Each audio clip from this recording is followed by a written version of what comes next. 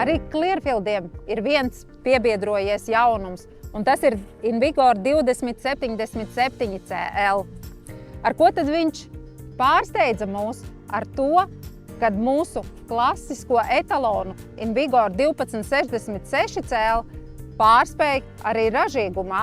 Un ne tikai tā, mēs arī skatījāmies ziemcietību, kas ir pamatu pamats. Šeit joprojām mums ir 2077CL, kaut arī redzam, ka augu skaits ir mazāks un viņi izskatās samocītāk. Kāpēc tas tā ir? Tāpēc, ka šeit mēs attīrījām no sniega un šie augi ir pārcietuši -27 bez sniega segas.